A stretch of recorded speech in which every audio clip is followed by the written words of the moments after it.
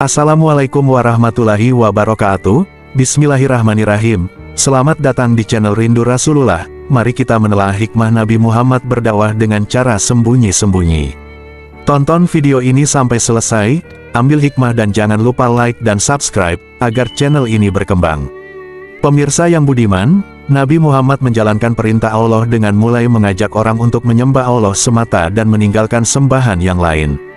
Namun, beliau melakukannya diam-diam agar tidak mengejutkan kaum Quraisy yang fanatik pada kemusyrikan dan paganisme. Nabi berdakwah tidak secara terang-terangan, seperti berbicara di tempat-tempat umum atau di tempat ibadah mereka. Beliau hanya berdakwah kepada sanak kerabatnya yang sangat dekat atau orang yang sudah beliau kenal baik.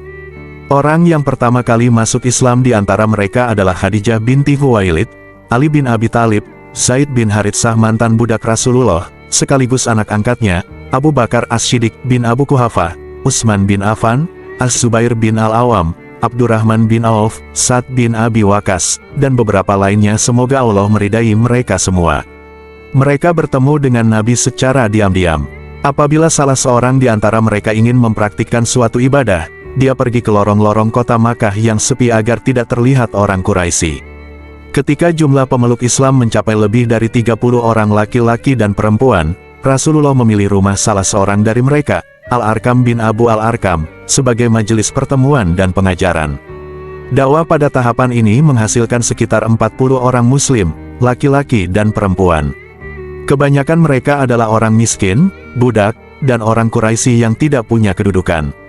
Berkenaan dengan tahapan pertama dakwah Rasulullah, kita bisa memetik hikmah bahwa Nabi berdakwah secara rahasia selama beberapa tahun bukan karena beliau mengkhawatirkan keselamatan dirinya. Sebab, sejak beliau dibebani dakwah turun firman Allah, "Hai orang yang berselimut, bangunlah, lalu berikanlah peringatan." Allah memberi ilham kepada Rasulullah agar memulai dakwah pada tahapan awal ini secara diam-diam dan hanya kepada orang yang beliau yakini akan menerimanya. Tahapan awal yang ditempuh Nabi mengandung pelajaran penting bagi kaum muslim terutama para pedakwah. Tahapan ini mengajarkan kepada kita agar selalu membuat perencanaan yang matang dan mengambil langkah-langkah yang praktis dan efektif agar kita berhasil meraih tujuan. Kita harus mempersiapkan secara cermat berbagai sarana yang diperlukan untuk mencapai sasaran dan tujuan. Namun, jangan sampai menafikan sikap tawakal kepada Allah, dan jangan dianggap sebagai satu-satunya penentu keberhasilan.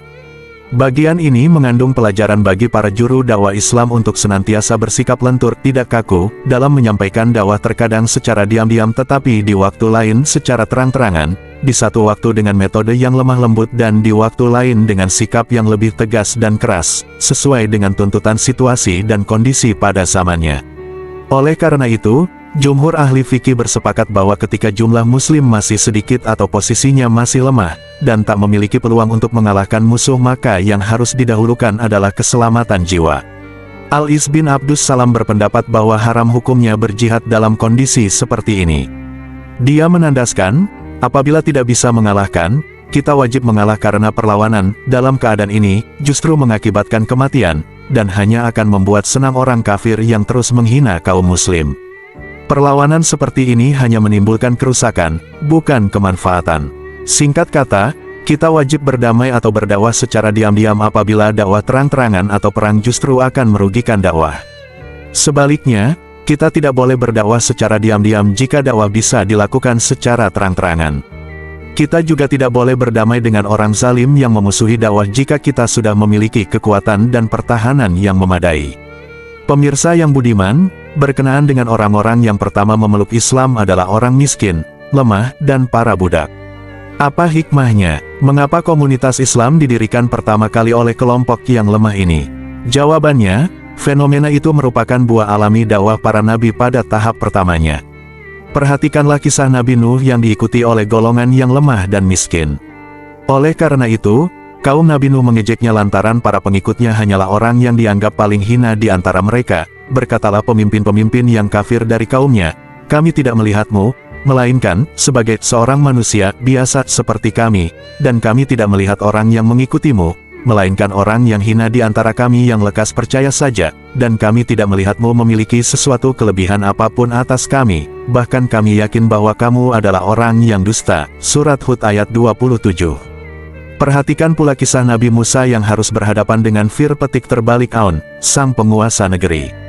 Lihatlah, betapa Fir petik terbalik Aun dan para pendukungnya memandang para pengikut Musa sebagai orang hina yang tertindas, sebagaimana ditegaskan dalam ayat Al-Quran setelah ayat yang bercerita tentang kematian Fir petik terbalik Aun dan para pendukungnya, dan kami pusakakan kepada kaum yang telah ditindas itu, negeri-negeri bagian timur bumi dan bagian baratnya yang telah kami beri berkah kepadanya.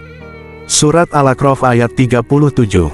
Kenyataan ini mengandung hikmah bahwa tujuan risalah yang dibebankan Allah kepada semua nabi dan rasul adalah mengentaskan manusia dari kekuasaan dan pengaturan sesama manusia menuju kekuasaan dan pengaturan oleh Allah.